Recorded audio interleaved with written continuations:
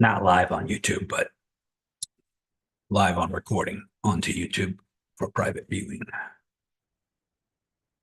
Uno momento, por favor. Not live on YouTube, but live on. I think we're getting there. All right. How's everybody doing this morning? Happy Saturday, or not happy, depending on if you lost any money on that dump, which a lot of people did, obviously. That's why stop losses are important, guys. You never know when a flash crash can happen. All it takes is a president to make a tweet about going to war with China or tariffs. And by the way, same thing. 100% tariffs on China. Those are war talking words. Not trying to scare anybody, but he does. There is one thing that Trump does very well, and that's it's called problem reaction solution. David Icke talked about this. I learned about this 30 years ago. Problem reaction solution is first you create the problem, you get the reaction, and then you come up with the solution. Usually you have the solution before you create the problem, but you need the reaction in order for the person to want the solution. For instance, if you want the people to want your help, if you're a government and you want the people to need you and want you, you have to come to their defense. But if they don't need you or want you, why would they need you to come to their defense? So you have to create a reason. For instance, alien attacks, strange spaceship on the way from some far off galaxy, freak everyone out, get everybody scared about something that's probably not really happening. Climate control, global warming. For 30 years, I've been hearing, if we don't cut out certain emissions and if we don't do this or that, we're going to be, Florida's going to be underwater in 10 years. Al Gore used to say that shit every day. 10 years went by, nothing. More billionaires buying waterfront property, politicians buying waterfront property. Another 10 years go by.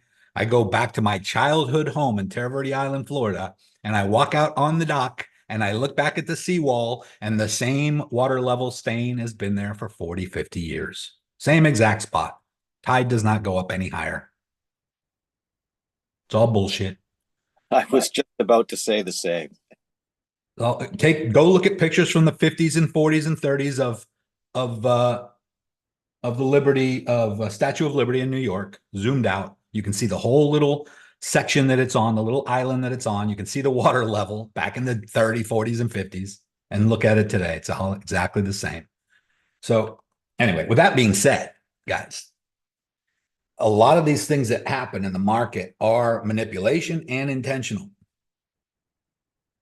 And there's a reason for everything. Now, I'm not saying Trump is trying to hurt people.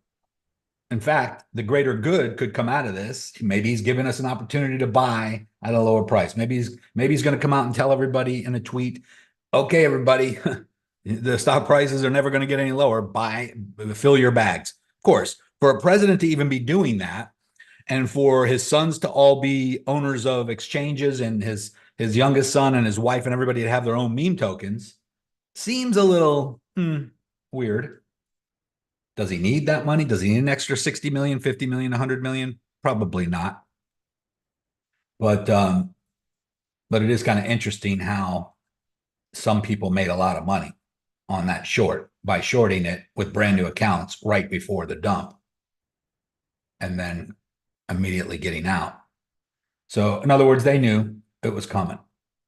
So obviously we cannot control that. We as retail traders can't know everything that's about to happen at any time. So that's why I always say, make sure you put a stop loss in just in case, because it could happen in a flash. And I mean, would anybody now, guys, on my very last call, just yesterday, before this happened, was it yesterday? What's today? Saturday? I was talking about how the stock market could crash any minute now. Does anybody remember me saying that? I'm pretty sure you made it all happen. Now, I said 3,500. I said go from where it's at down to, I said 50% drop on that call. And that was before this happened. Now, of course, I didn't think it was going to happen that day, or in an hour from then. But this Bitcoin dropping all the way down to 100 in literally a minute. I mean, this is the 1 hour chart. So within an hour, well, I shouldn't say that.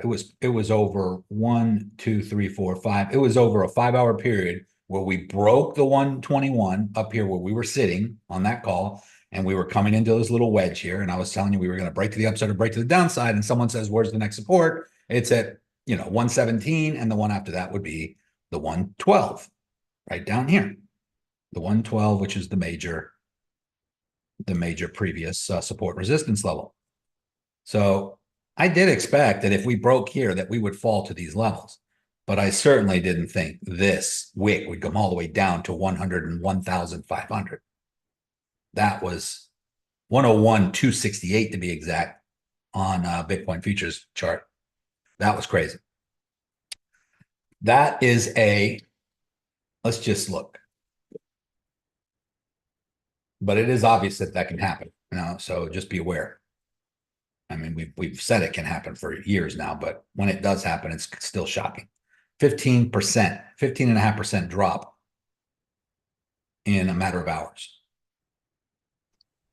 But here's the interesting part.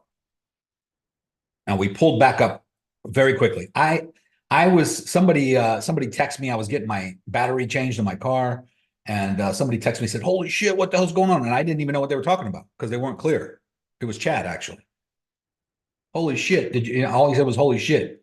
What the F?" Something like that. And I wasn't even sure what he was talking about because he just assumed I would know because I'm always looking at the charts. And I just wasn't at the moment. And I was in a short, I think, on my right up here before I went to the gas station, just in case it dropped down. And I did not put that in a chat, let me just go to the signal channel. Maybe I did. Because I said it was very risky. No, I wasn't in any shorts. And so technically speaking, I would have probably been up maybe $8,000 or $9,000 if I would have paid attention. But it bounced and came all the way back up to about here. And I closed that out and went long and then put the signals in the channel long, because really what we're waiting for is the bounce from the big drop. And that's when I put this in yesterday. Holy cow, guys, BTC wick down to 100K. I am now long. But we were just talking about what would happen if we broke the 112. I was stuck at a gas station getting a battery in my car. Didn't see it until it came back up to 110. So it wasn't until it already was at 110. And I was just thinking, when I first saw it, I thought maybe it just dropped down to 110. I didn't see that wick all the way down to 100. And that was nuts. Otherwise, I would have entered down there. That would have been an amazing entry. I don't know if any of you caught that or not, but that would have been crazy. And it would have been too late to even post it because it happened so fast. But wouldn't it have been good to actually, like, when you were on the call, because it was still in a downtrend, and then it was the weekend. So wouldn't the actual, I wouldn't say smarter, but maybe a better option would have been to been short already anyway, because it was a weekend and it was in a downtrend. I mean, in hindsight, yes, but we've seen where, do you see where we were when this happened? We were up here at 120 and we were holding from previous resistance as support, and winding into a little bit of an apex here, which is right here. And it looked like it was about to break out to the upside. So going into a weekend doesn't always mean that we're going to drop. I mean, it has happened a lot, especially on a Sunday where we just have the doldrums. But I mean, I did say that if we break this 120, that we would probably drop down to 117. And I think on XRP, someone was asking me where the next support was. And I think I said 238 or something like that, which would have been right here. I already had that line there. We were up here, guys. We were way up here, and we did break the upward trending apex. I mean, this is the upward trending line, but I think we were even up in here when we were talking on the live call. We were still up here talking about it, winding into this apex, and breaking out to the upside. And I think I did say if it broke to the downside, the next support would be like the 268. And someone asked me where would the next one be after that, and I said 238. And so even if it did break all this, I would have expected it to slowly come down and bounce on 238. I would have never guessed that this, this just would have went right through all the way down to $1. I mean, on here it's showing me $1.23, $1.16 right here. Look at this, $1.16. Never would have guessed that. Yeah. I'm sure, people wouldn't have guessed that it would have dropped that much. But I'm just saying, like, overall, when you're trading and you're looking at something, Yeah. it's already in a downtrend. Okay, it could have broke to the upside, but more than likely, if it's in a downtrend, they say, the trend is your friend to the end. Plus the weekend. It wasn't a downtrend, but it was up against support. So it was up against, well, like XRP was in this wedge right here. And as you can see, it was flat, flat, flat, flat. And right here, it started to trend up on this upward trending support line. And so, and it is a bull flag. And if you zoom out, it's also up against major support. So let me just show you. Let me just change the color here so you can see what I'm talking about. It was up against this upward trending support in a bullish flag. Bull flags are bullish. They tend to break to the upside after bouncing on the upward trending support. So if you would have put a gun to my head and asked me to guess which direction that this should break out, it would have been to the upside. So I was not shorting XRP. In fact, I said, I think on the last call or somewhere, you should not be shorting XRP right now. So this is unpredictable right here. This is something this was because Trump announced on Twitter that he was putting 100% tariffs on China. That's what caused this. That's something I can't predict. No one can predict. The charts can't predict it. It's inside information you would have to know in advance. And so, unfortunately, I did not have any shorts signals. And I know a guy who lost 11 million on this trade. He was up probably $50 million for the year on his long-term positions. And he took 16 million off the table when we hit the top. But he stayed in his trade, and he got taken out and lost about $11 million on this. Now, do you think he didn't know either? And this guy's a professional trader. So, yeah, it's these are just, that's why stop losses, and even a stop loss. I mean, your stop loss would have been somewhere up here. It would have definitely got triggered because this flash wick down. I mean, look how quick that is. That was it. It changes from a candle to a wick, which just means it dropped so fast and came up so fast that it opened here and closed here, and then the next candle opened above that level. So this is the support level. That's what I did say that it would be, the low, where I think it could drop down to. But this, unpredictable. I wouldn't have never guessed that. But yeah, in hindsight, I wish I would have said that. I wish I would have had everybody in a short. Was 11 million his stop loss, or he just didn't have a stop loss? I believe he did, but he's been in profit since. I think he went long back in the 28,000 range on Bitcoin, and I'm sure he moved his stop losses into profit. So I'm sorry, he didn't lose 11 million.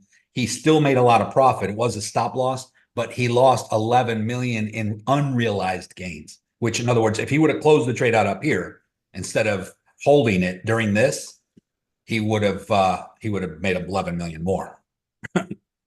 So it was unrealized gains that he lost because his stop loss was probably moved into profit. But he was way up. Yeah, he was way up. So he's upset, but he's not complaining too much because he made a lot of money this year. But that's unfortunate. Obviously, that's a lot of money for anybody. Yeah, it was crazy yesterday. It was going up and down crazy. So yeah, it was hard to get in and hard to get out. So yeah, you can't. It's the market's moving so fast you can't even get an entry sometimes. Even if I did see this wick down like that and I tried to go long here, it probably wouldn't get filled till up here somewhere. I was getting error messages continuously from the bottom of the wick up to 245. Yeah, that reminds me. Here is a message from Phemex. Let me just copy. Let me specify while I'm complaining. That was on XRP. I was able to get fills on CoinM for Bitcoin, but XRP would not let me do anything on the platform. So our correspondent at Phemex, yeah, I know. It's that happens sometimes when this happens. Coinbase, everybody's in panic mode. So they just said, hello, team. During the flash crash, while liquidity was a market-wide issue, Phemex's connectivity and matching engine performed well. I hope everything went smoothly on your end. I saw the Facebook chat. Thanks for also explaining liquidation and Black Friday to the users. If anyone is still experiencing issues, please advise them to reach out via live chat support and type human to connect directly with an agent. They should provide their UID, a detailed description of the issue, and supporting screenshots if possible. This will help ensure faster assistance. So if you guys had any issues with Phemex during that time, or maybe your stop loss didn't get filled, or you got liquidated or whatever when you shouldn't have, it has to be a real, obviously they'll tell you if there was any error there or not. But what you do is you come up here to this question mark up here in the upper right corner, hit support. This chat will come up, and then you type the word human to get a live agent. Okay. All right, so let's look at this real quick. I'm not going to be on long today because you're not going to see a huge, I don't think you're going to see huge moves right after that happen. But I do want to warn you guys that this may not be over, because come Monday, we will know how China is going to respond to the tariffs and whether this is going to cause further backlash. There's only a couple things that can happen.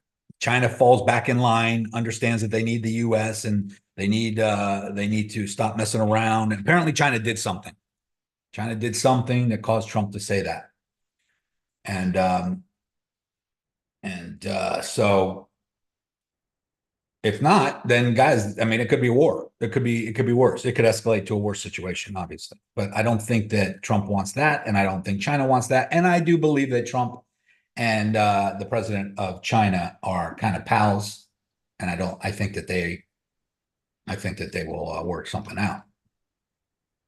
But yeah, in the meantime, you got to tread carefully. And I think Chad said in the chat, and we've said this before, that during volatility, during these times when there's big announcements like Fed rate cuts and things like that, you should sit on the sidelines. You should wait for the dust to settle, because sometimes we have these huge whipsaw action can take you out if you're not in the right direction. Like if you were long here waiting for this breakout, that would have just stopped you out if you had a stop loss. If you didn't have a stop loss, you'd just been liquidated. And $180 million or so, $200 million was liquidated out of the market, or billion, can't remember. Million or billion, a lot. So let's look at the liquidity. Let's see where we're at. We do have a lot more back above us sitting up here at the 113, 114 range. And that would just probably bring us right back up to, that's Bitcoin. So let me go back over there. By the way, I am in all of those positions still that I announced. So 113, 114 would just bring us up to retest this upward trending resistance line right about here. Let me get rid of some of this stuff. You remember on the chart, I was drawing the chart, and I said we could come down to this support level, and we did, but we didn't do it in this channel. We just dropped right to it. Crazy. So now we wicked all the way down, and then we're opening above this line, and this line is the 112. This is the previous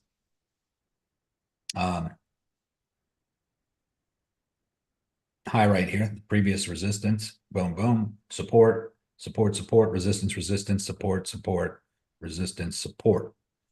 This was just an anomaly, guys. No one can predict it, can't control it. I mean, I wish I had some inside scoop when he's going to do shit like that, because we would clean house.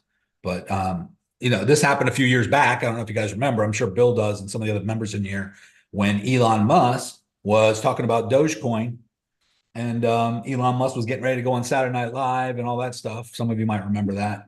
And everybody was expecting Doge to shoot to the moon because he was going to mention it on Saturday Night Live. Well, I had a friend, and I told people I'm getting out. I'm not going to stay in for that. A lot of people thought it was going to shoot up, and it actually dumped right after that because he didn't really mention Dogecoin. Well, he did a little bit, but he didn't say anything good about it. He kind of made a joke about it. So, but I did have a friend. I think I told this story before. She's in our group, but she's never on these calls because her husband had terminal cancer, and she's spending a lot of time with him. And she asked me, this was a year before that happened, about Dogecoin. I said, sure, buy some, just to be on the safe side. And I think she bought like $3,500 worth. And this was when it was less than a penny. And I think, what did it shoot up to? 57. I can't remember what it shot up to, 57 cents or 47 cents or something like that. And she made like $400,000 on Dogecoin. And I asked her, I said, because I forgot about her, buying that. And after that whole SNL thing, I asked her, did she stay in? And she said, no. When she heard he was going on SNL, she decided to take her profit because it was already up as high as it was going to go. And she ended up buying her husband a Ferrari for his birthday because he literally was given like 6 months to live. That was his dream car. And she bought it with Dogecoin money that she made from basically just asking me if she should buy some. And of course, I never thought it was going to go that high. But long story short, he beat the cancer, still has the Ferrari, told me I'm welcome to come drive it anytime. Interesting things, guys. But when these big famous people who have huge followings make comments, they can move the market. Elon Musk, before Dogecoin, he was asked about Bitcoin. This was a couple years ago, and he said, I like Bitcoin, but I think it has a environmental problem. Like, he wasn't sure that it was good for the environment to be mining Bitcoin. And Bitcoin tanked 20% that day just from him saying that. And that was way back here in 2000. That was like right here. I mean, it was one of these huge dumps right here. Oh, no, not that one. I'm sorry. That was way back here in 2021. This one, probably. Very similar, guys. I mean, you can see how it happens. Look at this. Boom. That was one day. It was 57,000 and it dropped down to 42,000 in one day. So this happens. That's why when you're in these open positions, and this is also why, guys, when I place a trade, I usually enter the position long. I usually set my leverage market. I put the amount that I want to risk, and I'll click the long button, but I usually immediately go down here and click the TPSL and put it in to take profit and stop loss. I put my stop loss in. Usually I don't put the take profit in, but I do usually put the stop loss in. And because these things can happen anytime. The only time I don't is when I'm really watching, paying attention, and I will still give a stop loss in the group because I think you guys should put one in. But you have to understand, when I don't use one, it's because I can push my liquidity away. I can push my liquidation away. And you just have to understand what that means and how to do it. And I don't even recommend people do that. That's risky. That's like me doubling down or buying more time, paying or increasing my contract size or adding more money to make my liquidation go further away. You can see that this went through where my liquidation is now because I entered this long position after it already came back up. So my entry here was 110. I put those in here. BTC long 110,900, stop loss 110,500, TP none for now. Again, we could see a double bottom, so I'm cautious, but usually a wick that low is the bottom. And then after that, I did a long XRP. I'm long, but with a small amount to start. What I mean by that is I enter with just very few contracts. On this one, it's 5,000 contracts, but I'm at I can't remember what leverage I'm in. I don't have that on here, but I'll show that right here. So to me, that's just low risk. And TP, $4.50 for now as a placeholder. And then ETH, I went long on that as well. So let's go back and look on XRP. I am in profit. My liquidations. Oh, this is USDT margin. I also went long on XRP on an XRP margin right here. And my stop loss is right there where I said at $2.20. Here's my entry, liquidation here, big bounce here, green candle. Hopefully we're continuing up. Let's go to the lower time frame and see. I mean, with a wick down that low, guys, it's hard to imagine that we will do it again, but we certainly could. In fact, this was a 15% drop. We could actually drop another 15% beyond this. I don't like to say that. I don't want that to happen, but a stock market crash, if things get a little worse with the tariffs, we could see a 30%. We could see 50% drop in the stock market. We'll see 20-30% drop in crypto, but this could have been it. This could have just been it right here. But let's just look. What is this? This is I mean, from where it dropped, that is a 55% drop on XRP. So that's probably it. On Bitcoin, however,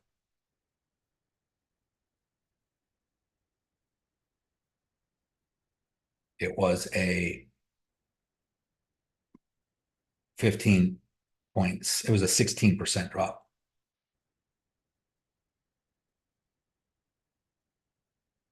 And it does look like it's trending like it's going to drop again. Right?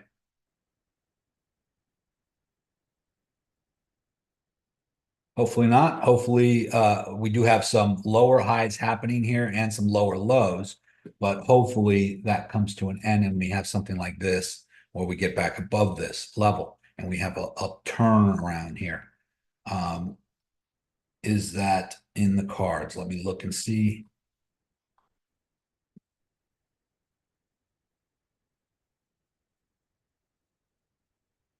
I mean, we are below the overall upward trending channel. And I did warn, I mean, of course, I didn't think that was going to happen from way up here. But I did warn that if we get below this upward trending channel and we don't get back above it, I mean, we had that happen a couple times. You see here, we bounced, wicked through, came back up, bounce, came below, resistance, dropped all the way down to retest the 74. That was in a major falling wedge that we had here from the 109 all-time high. And we had a huge falling wedge. And instead of, we did hold on this line for a minute, but we had to come down and retest this apparently.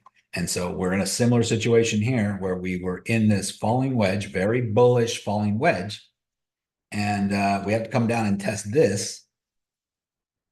And I don't know what this was about. I mean, this isn't retesting, guys. This isn't retesting. This was manipulation. This was just basically an announcement that caused that crash and then a quick pullback up. The fact that it pulled back up that quick means that, you know, there's more buying pressure. There's, you know, that's an anomaly. But the question is it going to get back above this line? Let me just get rid of these so I can show you. I mean, this candle came all the way down to here, came up to here, opened a new candle, and this candle came back down to here and came back up. So it seems to be coming back up, but we need to get through this yellow upward trending line at the 113, 113.5 level. And interestingly enough, when you look at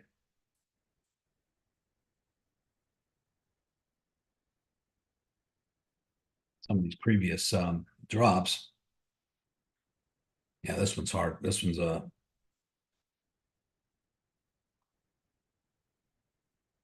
that's a crazy pullback, guys. But as you can see, it just brings us right back down to the upward trending bottom.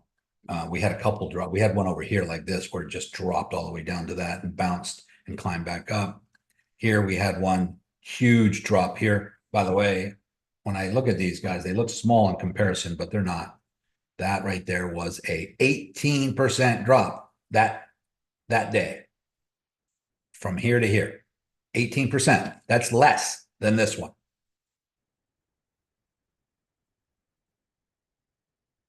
So this happens every once in a while. We bounce. I mean, look at that. Look at that wick down. We come all the way down. This one bounced and came up to here, and then went down a little further, and then bounced all the way up and came down even further, and then bounced and then came down even further after an 18% drop. So again, we were at 109 and we bounced at 74.5 before we finally broke out. So if we're at 126 and we come all the way down to 101, 101.5, are we going to get further bounces before we come out?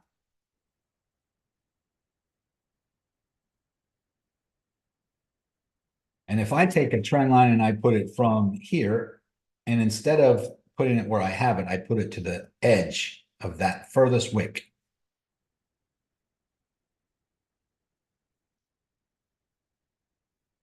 Right here. Right, where that all comes together.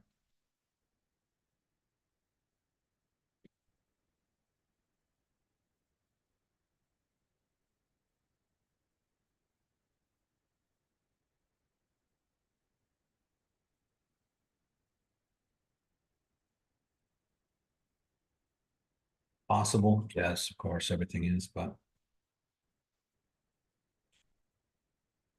we got the potential for huge upside. We got 2 months and 20 days left of this market, of this bull market, if the bull market is going to be the same as every other bull market, because we do have bull market, bear market cycles, guys. They're 3 years up to 1 year down, basically anywhere from, I would say, 2.8 to 3 years up to 1 year to 15 months down.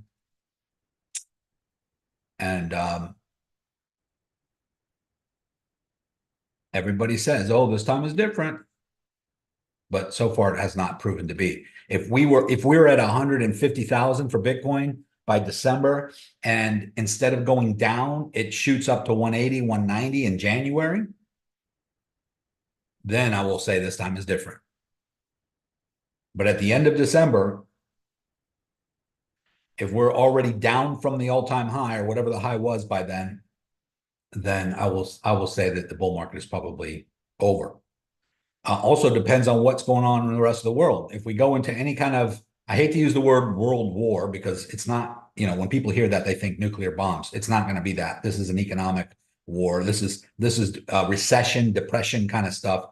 This is what causes recessions and depressions. The people that are in real bad financial situations suffer the most, obviously. And, during a recession and depression, there's still people flying around on private jets, drinking champagne.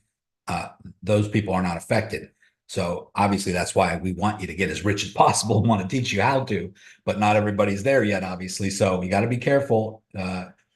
It's not just a matter of making money. It's about capital preservation too, keeping what you already have and making sure you enter at the right time. So big dumps like this, big dips like this, obviously is a better time to buy, but it doesn't mean it's over. But let's look at this from a much wider perspective.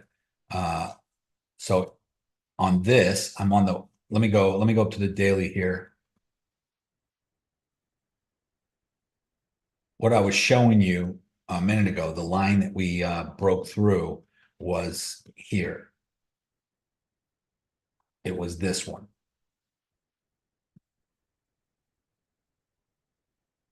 Where we broke through it before to come down and retest the 112. Right.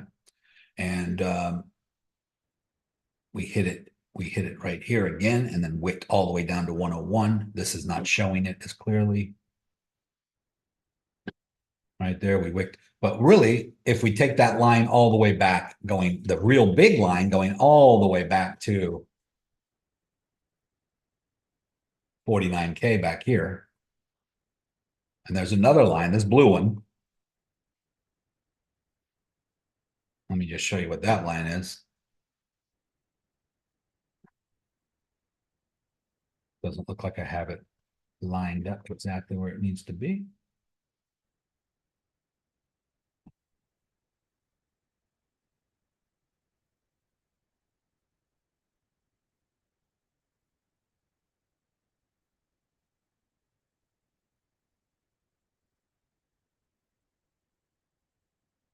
We are below.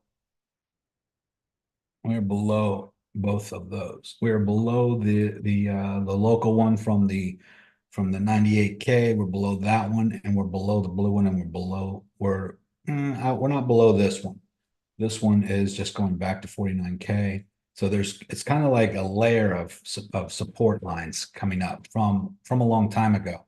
And you can see sometimes we hit them and bounce, and sometimes we wick through them a little bit. But if you look at every one of these lines, you see we hit this blue one, hit it, bounce, bounce, bounce, bounce, bounce, went through it, resistance, resistance, dropped all the way down to this one, wicked down to this one, came back up, hit it, hit it, hit it, went through it.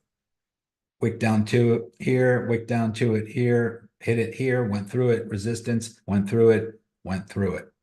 So, it's just a level. It's a price range. It's not a floor where it stops it right on the nose, as you can see. But so when we're trying to figure out these things, it's down in that range right now. So let me zoom out a little further because it's hard to tell with all this. When we look at it and we go all the way back to here, this is 2013.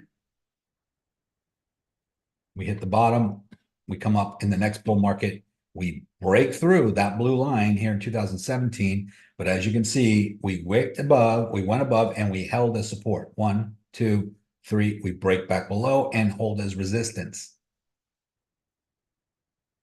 Come back down, didn't quite hit the bottom here, but hit it here. Boom. Back to the top, boom, boom, boom. Back to the bottom, boom, boom, boom. And then went through it, resistance, support, support, support, support, support, resistance, support. It's just kind of riding on it right there. And so here we are, we're in this weird upward trending wedge. It's starting to get a little convoluted. Let me get rid of some of these lines here. And so the purpose of this call, guys, is just to kind of give you an overall, what does this mean and where we're at? And, we're still kind of in the upward trending channel. We're trying to be. We're below one of these lines. We're trying to get back above it. And I would say that if we're not back above it by Monday, but here's another problem. So I'm on the weekly right now, and this is the stochastic, or this is the RSI down here below. And we do have bearish divergence continuing, and we did drop below the yellow line, which is the moving average. And as you can see, that was a big drop below. We were above it for a second there, thinking that we might be ready to break out. So really, we have another potential. I wouldn't say that this is the wedge, because this could still move. This line right here could still move. I would say that this is the floor.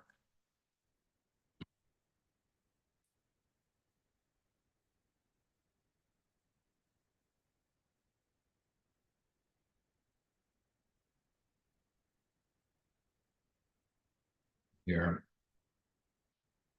If we come down below the floor on the RSI, not the price, but on the RSI down here on the weekly time frame, below this level, that's bear market territory. If we come down below I would say the 50 or the 47 on the RSI, that would mean that we would be somewhere down here in the 80s on the price.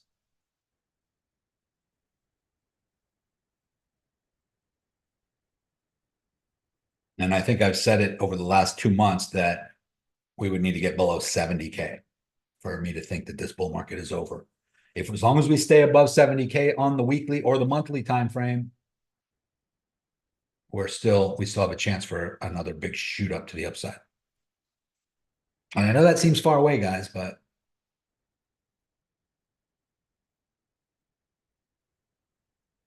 that's a magic number right there, 70K. Um, let me show something else here as far as what's going on.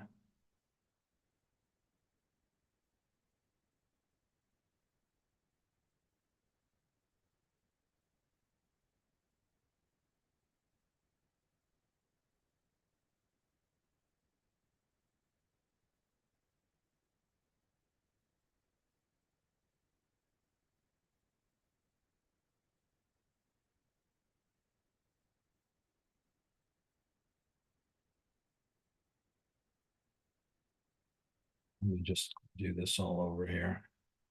I'm getting tired of yellow. All right.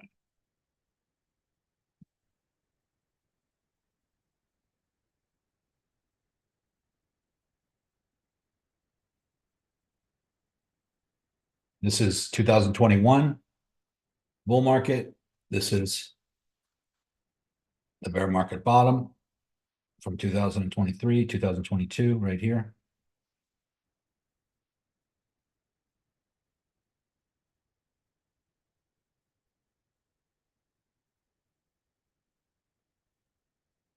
We are still up kind of high, far away from this bottom, if you look at it from that far back. And so getting below that, guys, would be, once we get below that, that would be in the 80s. That would be, that's why I say that, what I said a minute ago. And as you can see here, this is definitely a resistance level because we had a high here at 64.5 or 64.8. We double topped at 68.7. So before anything else happened, this line was there. We had a high and then a higher high. All this comes, and then if I want to bring this to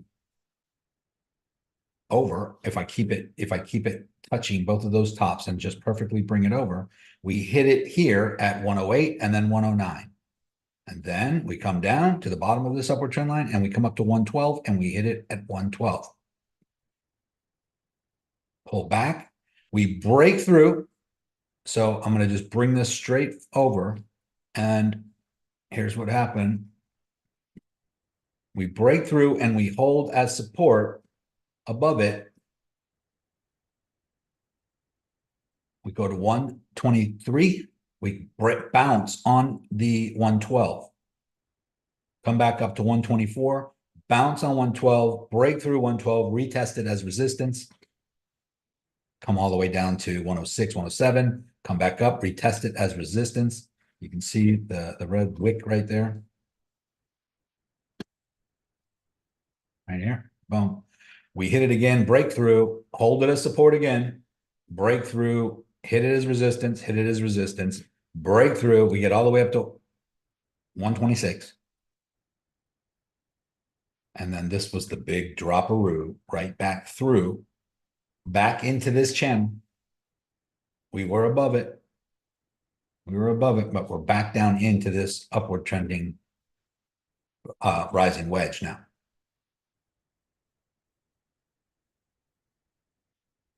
And we've pulled all the way back up above the 112 again. So I'm going to take another line. We'll come here to the 112 right there. And I mean, we're not really above it right now, but we kind of pulled above it.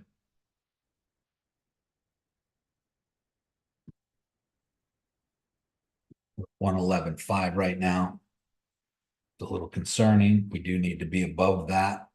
That was the major support and resistance level from this high right here. And for some reason, it's a stickler.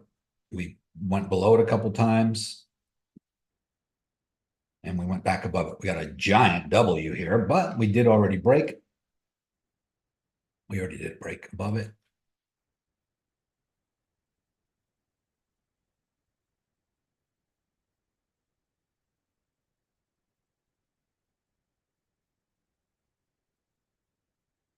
Exactly to that level.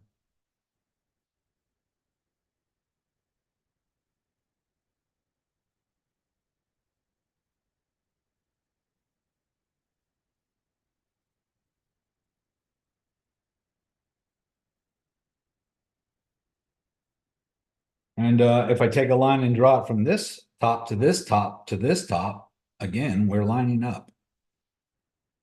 So I would say we need to get back above this overall upward trending resistance line in order to have another shot for a new all-time high up here.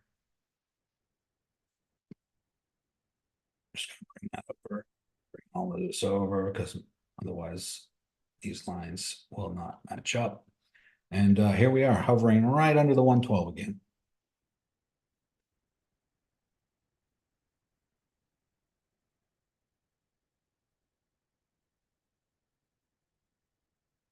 ETH, on the other hand, I mean, looking very similar.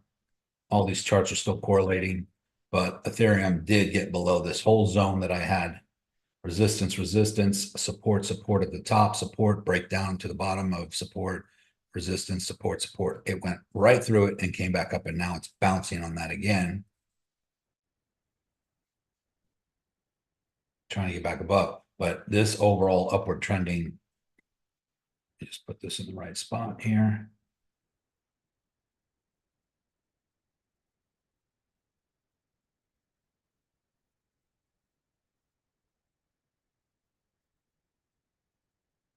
We're below it. So just like Bitcoin, guys, we are below the upward trending support. And so we do need to get back above that. Let me go and look. I see some questions in here. Do you suggest placing market trigger orders in advance to catch these massive movements next time? Well, I mean, you'd have to be anticipating it to know. No, I don't. The reason why is because your market order could trigger. It could just pop down a little bit and trigger your order and then pop right back up. So me personally, I don't use them. I don't use conditional limit orders because I'm watching more often than not. I mean, let's just say that you want to go long on Ethereum here for the next, pop to the upside.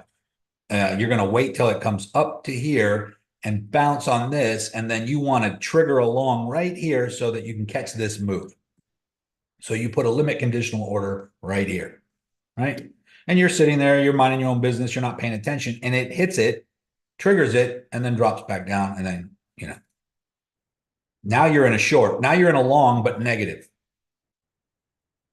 So I don't use them because I like to have more control. And now, if I would have had a short trigger on this big drop, or even if I had it far away in case of an emergency, like if it dropped below this yellow line, it was way up here, but if it dropped below this yellow line, then I wanted to trigger my short. It would have triggered it.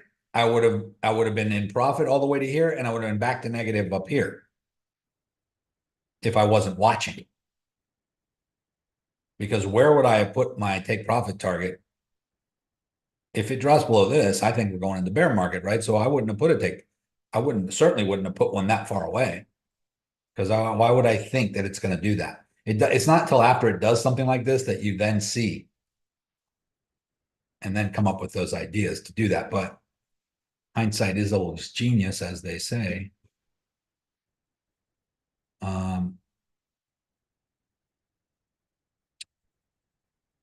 They saw they could take that much money. Why not do it again? They do it all the time. This happened. I just pointed it out. It's happened many times in the past. But it's not, you can't just do it and steal money. There has to be, Trump can just say, all I did was announce that I'm putting tariffs on China. I can't control the stock market. I can't control what you people do. I can't control that you get scared and sell everything. I would never suggest that you sell everything. I don't know why the market dropped.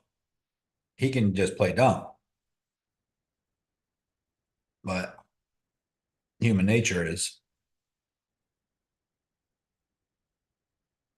Steve says, I'm feeling like I shouldn't do leverage trades anymore, but just spot investing after advice from others. Quickest way to go broke. Liquor, ladies, and leverage. Thoughts? I don't drink. Liquor is definitely bad for you. Ladies can certainly become expensive if you don't have any control. And leverage, if you don't understand leverage, well, I will tell you this, the richest people I know use it every day. The poorest people I know have no idea what it is or how to use it. So I don't agree. Kids, if you have kids and you're a parent, no offense to any parents out there, you might see yourself in this comment I'm going to make. Don't get mad at me.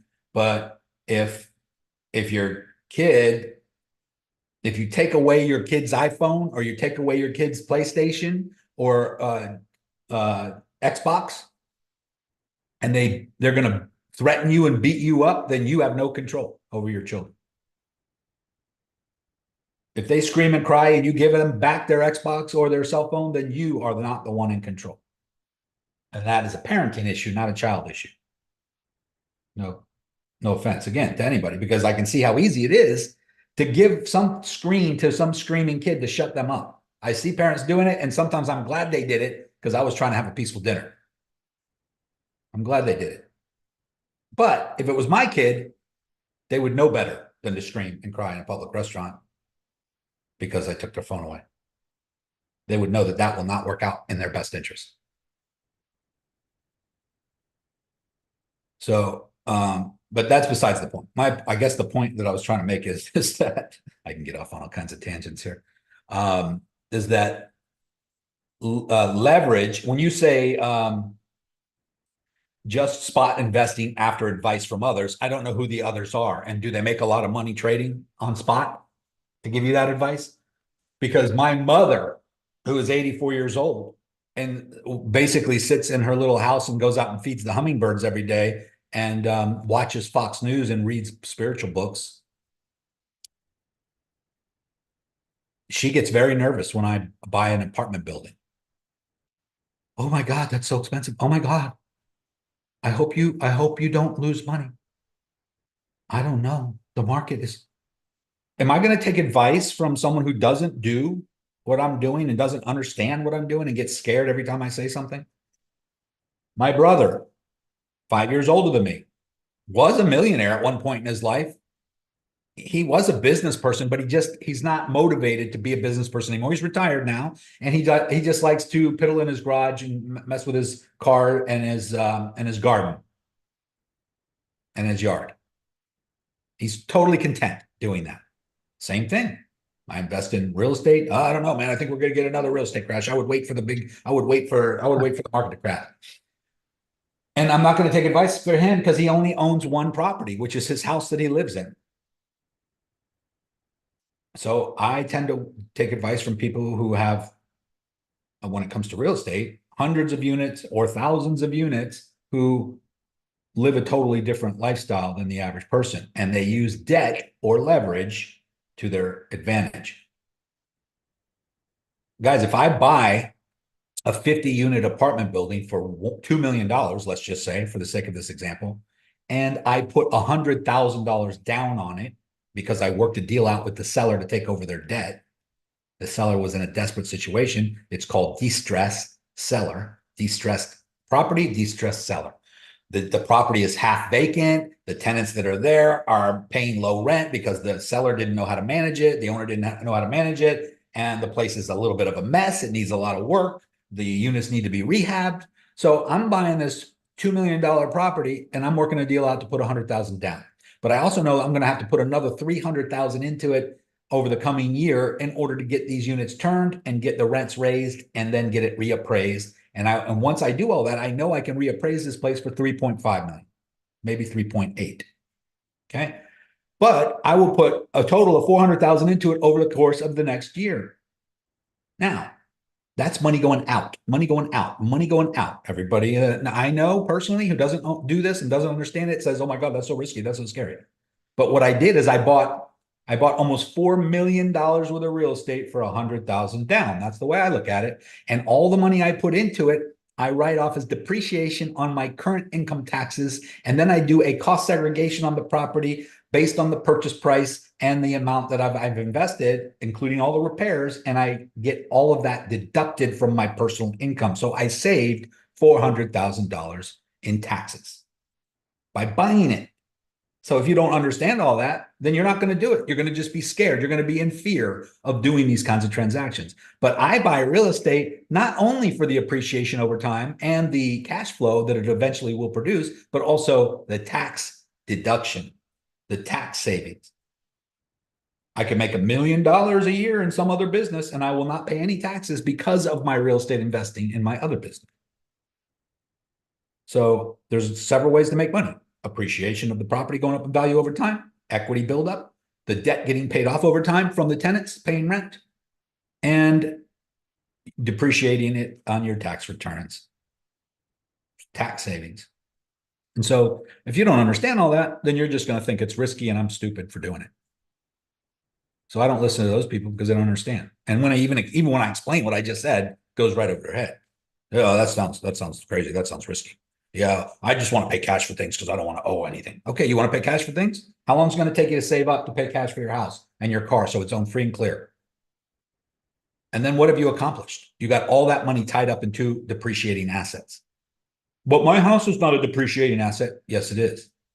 I mean, it may appreciate over time, but it's certainly not going to go up in value faster than what the money that you used to buy it could have made you had you invested that somewhere else. And if you're living in the house and you're not renting it out to someone else to pay off that loan, then it's a liability, not an asset, because it's costing you money to live there. An asset is making you money. So I rent where I live and I buy what I own. I buy what I rent, rather. So I buy apartments and rent them out, and I rent where I live. And I let the income from the rentals pay my rent. So I live for free. Anyway, that's a strategy. So anyway, back to your leverage question. You got to use leverage. Most people don't understand the power of credit and debt, though. That's but it's exactly the way that you're doing it is the smartest way, actually, to do it.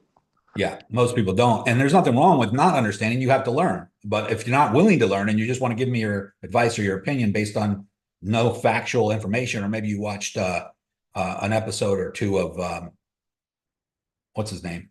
The guy that says to pay everything off all the time, Dave Ramsey. Dave Ramsey, on the other hand, has millions and millions of dollars worth of real estate. He totally does the opposite of what he's teaching everybody, because he's not talking to people like him. He's talking to the average person out there who has regular jobs and regular incomes, and he's telling them what he's telling them to do is the safest thing to do for them. But whenever he does an interview with somebody who has $30 million worth of real estate and owes $15 million worth of debt, he understands. He understands how that works.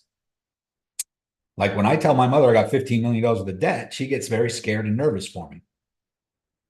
But I'm not paying that debt off. My tenants are. And if I were to sell everything, I would pay all that debt off and still net millions, because the equity, the value of those properties is worth more than what I owe. So I don't worry about the debt. If you do it right and you structure things right, then you use debt to your advantage. Same with leverage, guys. Now, can you get hurt with leverage? Yes. Can you over leverage yourself? Yes.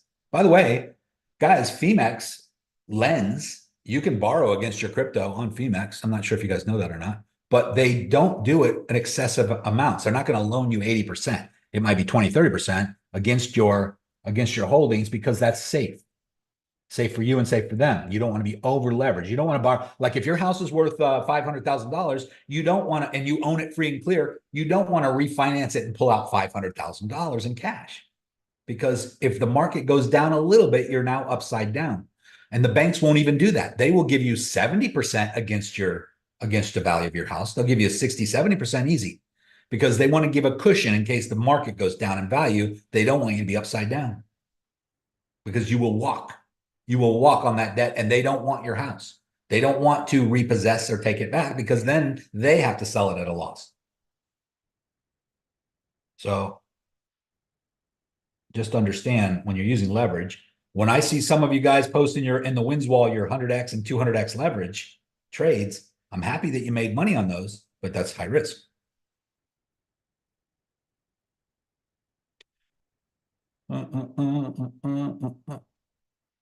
Yes, Steve, crypto has many unpredictable actions, and this is why no matter what leverage you use, you need to have stop losses in place. That is, so it's actually kind of simple. If you have, let's just say you have $10,000 in your account and you're going to place a trade and you want to risk 5%. You don't want to risk 10% or 20%. You just want to risk 5%. 5% of $10,000 is $500. You're going to go long with $500 of margin. And you're going to be at 10x leverage, which means you're going to be trading with $5,000, 5,000 contracts. But you're risking 500. But you're risking 500. And so then on top of that, you're going to put a 10% stop loss. So $500 at risk times 10% stop loss. You're now only risking $50. You have 500 at risk on the trade. You have a 10% stop loss, which is $50, and you're playing with 5,000. That's proper risk management. If it goes up, so let's just say you do that trade right here, and it goes up all the way to here, that's a 30% move to the upside. So you have $500 on the trade. 500 times 30%. You would normally make $150 on that, but you're at 10x. What did I say for leverage? 10x. 10x leverage. You just made $1,500. So you risked $50, not 500, not 5,000. You risked $50 to make 1,500. Take the 1,500 divided by the 50, and that is a 30-to-1 risk to reward ratio. Not bad.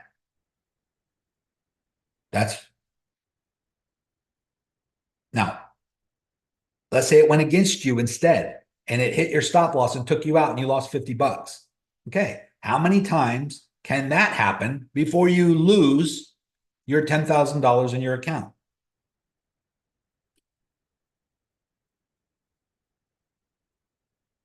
$200 times. You can have 200 losing trades in a row at $50 each loss before you burn through your $10,000. You can suck and you cannot have any mentorship and just be throwing darts at a wall, and you will not lose 200 trades in a row.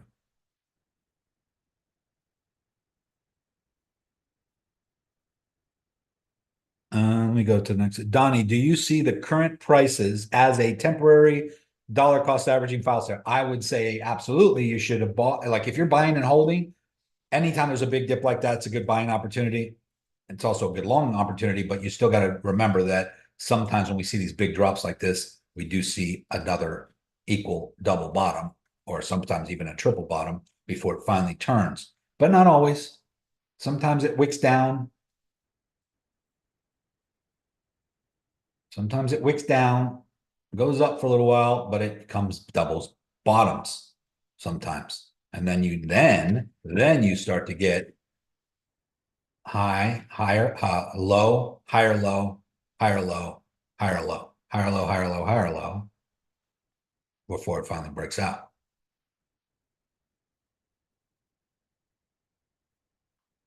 Wick down, comes up, double bottom, and then falls even lower. Could that happen here? Yeah, of course.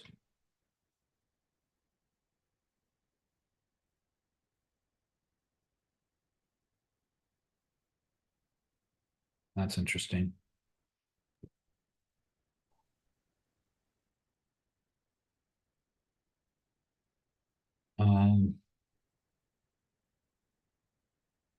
Yeah, Steve, stop losses. I wouldn't worry too much about leverage. I wouldn't go super high. I mean, I never am. I mean, if you ever noticed, all my trades are at the 19x, usually 19x or less. As soon as you even slide your leverage to 20, you'll see there's a warning. That's considered high leverage. I keep it right under that level.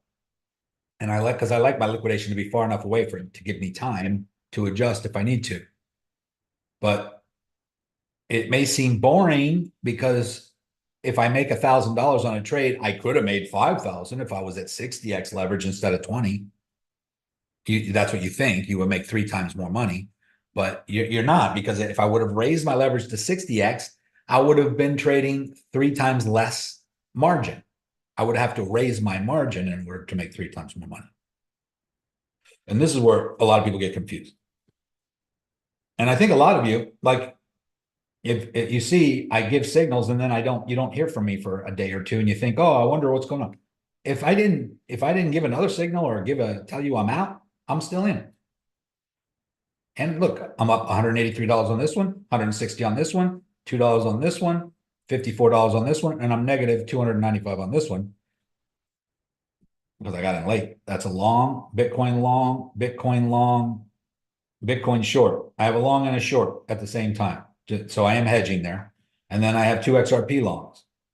Total up 358, 356 if I close everything right now. Not much, but I was expecting to hopefully this to pull out and start to come back up from that big dip. And I also said when I gave these signals is that these are riskier because of the major volatility. We could double bottom. This is a high risk, high reward trade. If it pumps from here, great. If it dumps again, then I will lose a small percentage of my margin. If you aren't willing to risk it or don't know how to do it yet, stay out until a more safer trade. I got to give those warnings sometimes because there's a lot of new people in here that just want to just do whatever I'm doing. But you need to really understand what you're doing first, and you need to understand your parameters and what your risk tolerance is and how much you're actually risking. Because I think that I've seen some people in here that have been in here for weeks or months, and they still didn't know that when they raise their leverage, they lower their margin. Angie says, I always set my stop loss before I execute the trade, always. That's another good way to do it. Over here, let's just say I'm getting ready to go long. I'm at 10x leverage. I'm at market order. I put this up to here. I just go ahead and click the long button when I'm ready to enter. And then I come down here to TPSL, and then I will put my stop loss at, usually 10% or something just to get it on the board. On this one, I'm going to put it at 15, confirm. So, but what you can do is instead of doing it that way, is when you're setting up your trade over here, you set your parameters and everything, and you come down here and you hit the TPSL button here before you go long or short, and you type it in exactly where you want it first, and then you go long or short. That's another way to do it. To me, that just takes a little longer. I want to just get in the position where I want to get in it, and I'll go and adjust those things later. But you got to do that. You got to adjust it right away afterwards. Otherwise, you run the risk of something like this happening out of the blue.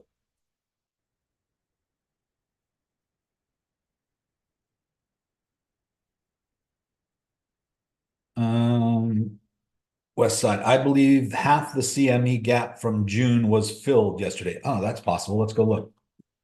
I forgot about that. I think it needed to go down into the 90s for that. I thought it was 92. Yeah, it's got to go a lot lower.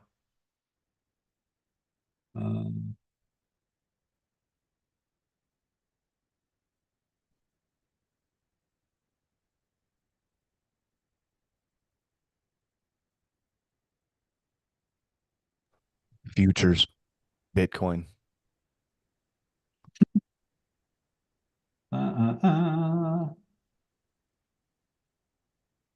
Just BTC. I think I'll bring it right up. There it is. Is it on here? Yeah, it's at the very top. Oh, And that's down here there's this one at 80. 77 to 81. I thought that one got filled. I think there's another one. Maybe you got that yellow line right on the pair of channels right there, I think. Oh, yeah, I already had that there. That's right. That's it right here. 90. I was hoping it was going to break down there, but it didn't quite make it. Look how far away. I mean, we're way up here still. We did have this gap here, but that was already filled here and here. Donnie says, any thoughts on Swift partnership with consensus on a conceptual prototype of the ledger as it pertains to XRP? No, I just know it's all in the works. A lot of people are concerned that Swift is going to be working with Ethereum now instead of XRP and some other protocol, and not worried about that either, because XRP would just be replacing Swift, and Swift. Even if Swift did that, then the Ethereum, I forget the name of it, Linus or something like that, it would be operating on the Ripple network anyway. So it would still require XRP.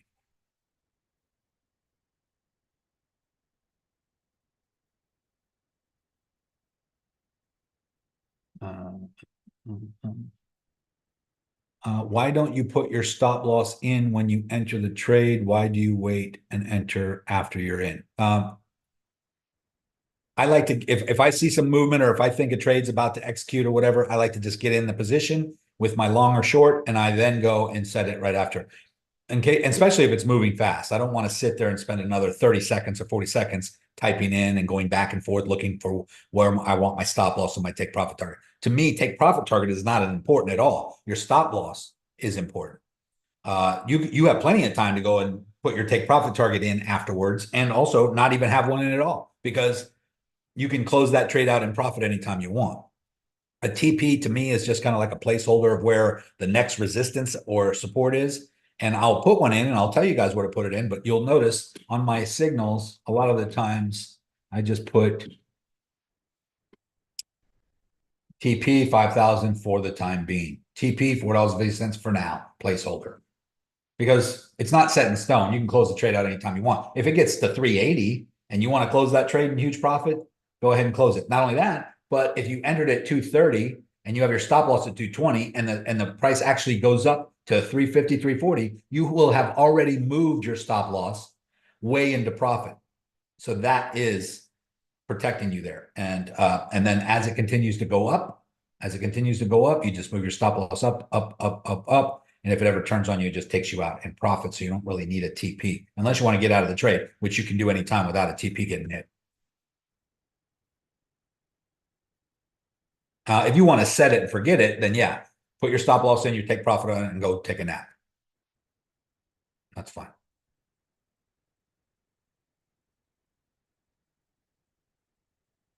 Maxine, yes, I own a motel, lived there for free for 15 years, and now bought house I turned into a triplex to rent here, pays mortgage. That's right. Good job, Maxine. House hacking. Buy a triplex, live in one unit, rent the other two out, covers the whole bill for everybody. If you want to live next to tenants, they don't even have to know you're the owner. You can just go and complain to them, complain about the landlord to them as if you don't know the landlord.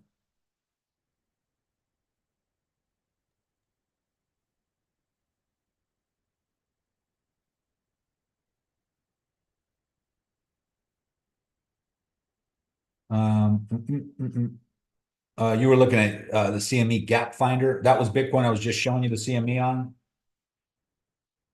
And the gap is down here. That's the only gap left that hasn't been filled right here. Between 92 and 93.8, 94. Okay.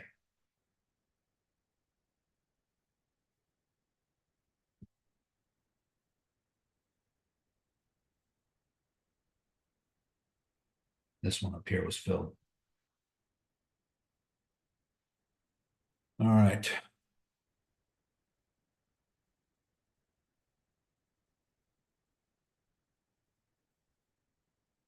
Any other questions, guys? I'm gonna wrap it up. I was gonna only be on here for 30 minutes and we've been on for an hour and 15 minutes already. So the stock market is closed on Monday, so it's just gonna go up and down here for the weekend.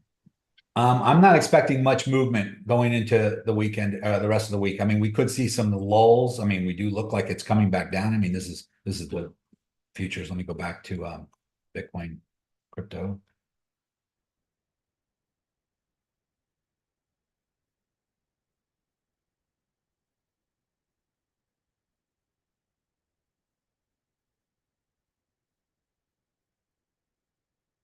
So, I mean, we do see some weird stuff going on here, but I'm expecting hopefully it starts to climb back up. This might have just been it. This is what happens when people are scared or fear in the market or fear about what they think is going to happen. Just a big, move, the whole market crashes. It's also bots. Keep that in mind, guys. It's not actual people saying, "Oh, Trump said this, I'm getting out," and a million people get out or sell. It's a lot of computers doing all the selling for you. That's why why does Bitcoin move and then all these other cryptos move at the exact same time? It's not because people are doing it, it's because bots are doing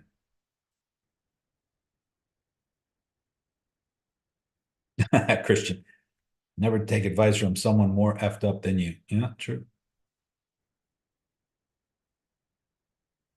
Steve, he says this trader that gave you the advice has been doing trades for 8+ years and generates great returns. Yeah, well, do what you should do then is whatever you feel more comfortable doing. But I will tell you, if you're trading on spot, you don't have any leverage, and if there's a 2% move in the market, the most you can make on that trade is 2%. And so therefore, unless you're trading with a lot of money, like if you have hundreds of thousands of dollars, I do know a person, I have a friend actually, and I mean, he made like 100 grand last month, but he's got 800,000 in his stock trading account. And he's a retired mailman. He's been investing in the stock market for 20 some years. And, so if he wants to go short a stock or go long a stock, he throws 50 grand, 80 grand, 100 grand, and it moves up 2%, 3%. Okay, well, he just made, on a 10% move, he made $8,000, but on a 1% move, he's not making much. So leverage is kind of like the crypto wormhole that we call it, that we coined the phrase crypto wormhole because it's collapsing time. It's allowing you to get a 10% gain or a 20% gain on a 1% move in the market. And you can't do that without leverage. But you can have 50x leverage, and as soon as you go into profit, you move your stop loss to break even, and you're in a no risk trade. You cannot lose on that trade. But you got to know when to put your stop loss at the break even or into profit. And obviously, you have to know when to enter that trade in order to even make sure it goes into profit. So the more you know, the better. And I'm not saying that your person that doesn't use leverage can't make money or doesn't know what he's doing at all by any means, because a lot of people make money without using leverage. But the people who make the most money use the most leverage. But they do it responsibly. You got to use it the right way. And I think when people talk about leverage, oh, these traders out there using 50x leverage, they're going to get liquidated. Well, you can if you don't have a stop loss in place and you don't know what you're doing and you're taking wild guesses at which way the market's going to go.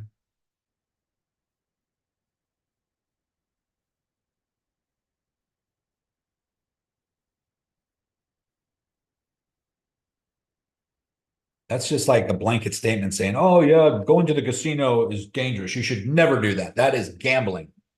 Well, yeah, tell that to the guy that makes $8 million a month at poker. Does he know something that you don't know?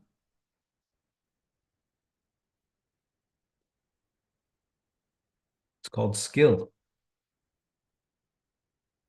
West Side says, I see one at 110.9. Let's go back and look at which one. Yeah, there is one. That's what I found it just now. You go to the 4-hour chart, and it's a little easier to see, and it's right at one. It's a very tiny one, and it didn't. The wick down didn't touch it at all. It's just below us.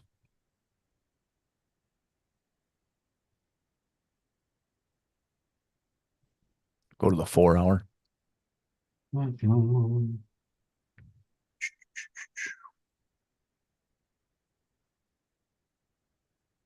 See, it's very small on the right side there. Down here. Oh. Yeah. Yeah. Wow. Good eye. There's an indicator called the gap detector that makes it more obvious. Yeah. I wasn't on the 4-hour. That's probably why I didn't see it. Let me go there. Yeah, on the daily, oh yeah, there it is. Right. I still wouldn't have caught that just by glancing at it. Normally there would be a wick. Gap indicator. All right, good job. Trading view. West Side. Who's West Side Glazier? What's your name?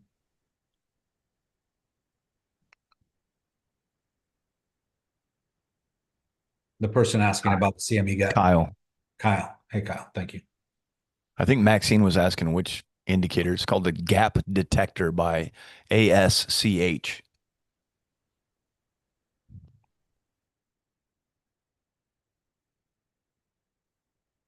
Yeah, these gaps usually do get filled, guys. So we're close to this one. So there's a possibility that we drop down.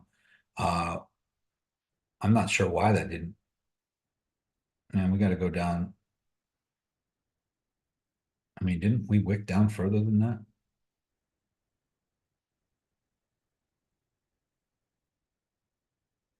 Oh, this is the futures market here.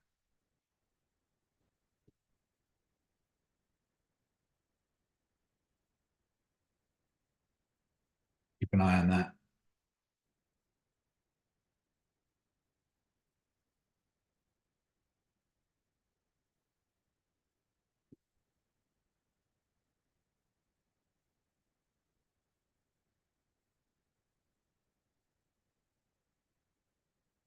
Yeah, do both, Steve. That's what I was going to suggest. You can have, by the way, guys, you can have sub accounts on Phemex where you have a high risk trading account, sub account. You have a long-term hold, low leverage, long-term, like when we hit the top of the bull market and we were calling a bear market, that you might want to just take one long position down to the bottom, or vice versa. When we get down to the bottom, sometime at the end of 2026, going into 2027, and we call the bottom and we say, okay, guys, we're going into a bull market. You might want to just take a sub account, put some money in there and go long at that time and just let that sucker run for 2 years, 3 years until it hits the top.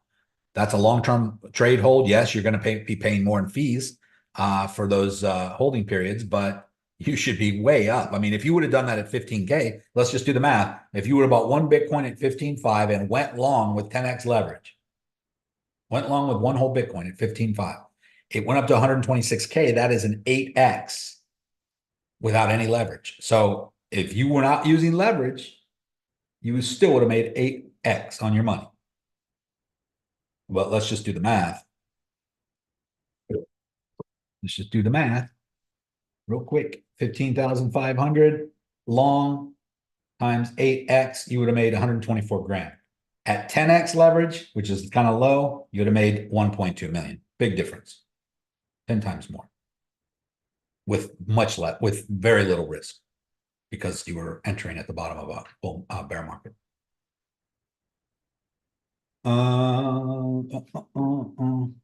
So with that being said, do both. And then in one of your sub accounts, have a high risk scalping trade. You know, when you want to do a high risk scalp, go into that sub account and do a high risk scalp. When you want to do swing trading with Chad or Bill or any of the swing trades, go into your swing trading account. You can have multiple accounts and do multiple strategies until you find one and land on one that resonates with your soul and your mind and your nerves and your fingernails. So you're not chewing them off, right?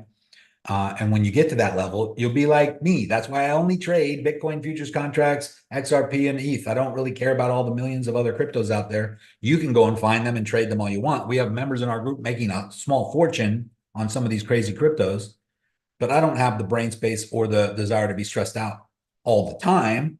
So I just focus on the ones I want to accumulate the most of, which is Bitcoin and XRP right now, and Ethereum. That's just me. I don't need to be in every move that could possibly happen every day. I'm waiting for the bigger moves to catch, but I am teaching you how to do it so that you can go find any trade you want.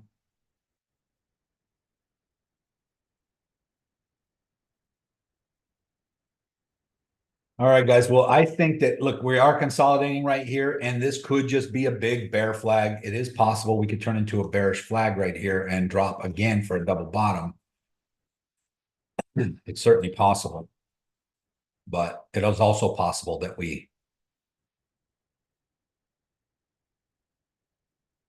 it's also possible that I don't even know where to put that one. I'm not even going to put it there. It almost looks like a little upside down flag right now. It is possible to break to the upside because we're on resistance right here. I'm in support. A bear flag up against support sometimes breaks to the upside. A bull flag up against resistance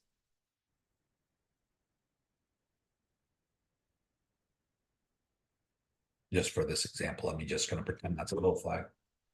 Bull flag up against resistance doesn't always break to the upside.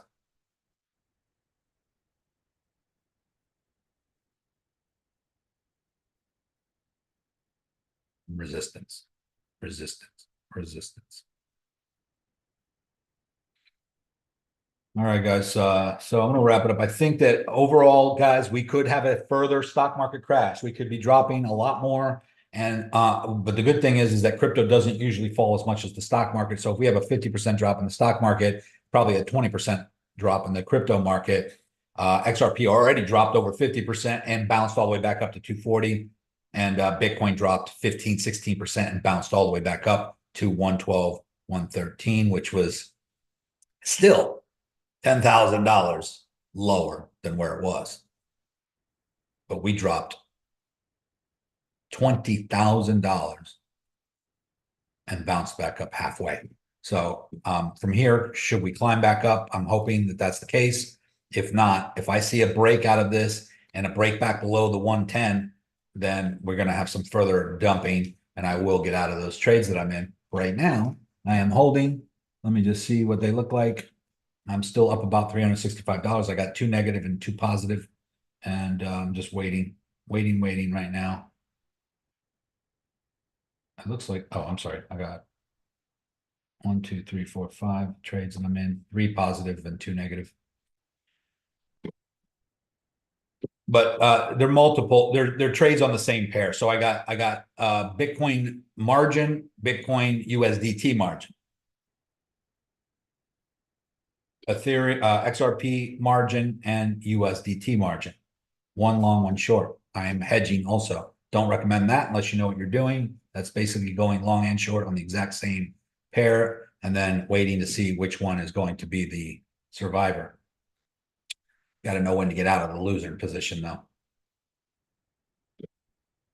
All right, guys. Don't panic. This stuff happens every once in a while, and usually it does correct itself quickly like it did. It pulled back up, and then usually we just end up in the same channel that we were in after the big whipsaw action. And so that's kind of where we're at right now. Thank you, Donnie. Appreciate it. I appreciate you guys for jumping on your Saturday. Hope it was helpful. I mean, I don't have a crystal ball, guys. I can only tell you what I'm looking at and what I'm going to do if this happens. It's usually if this, then that. If that, then this.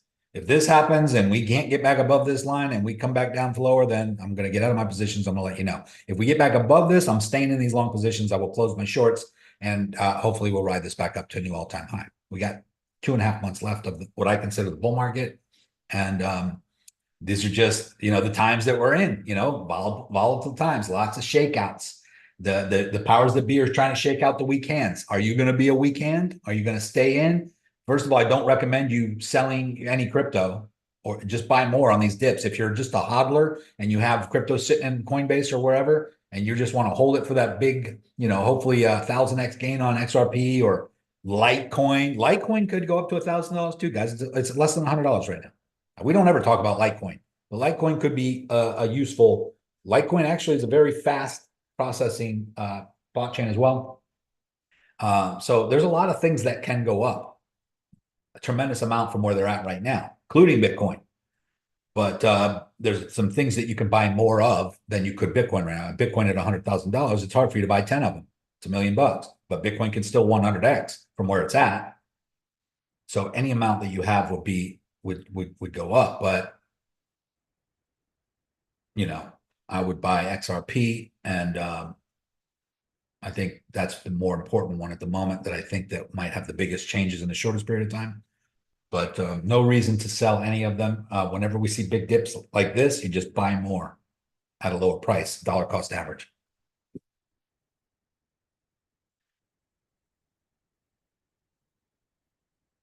All right, guys. I'm gonna wrap it up right now. It's at 1:30. Have a great rest of your weekend. If you have any questions, ask it in the main chat. Just tag who you want to talk to or answer.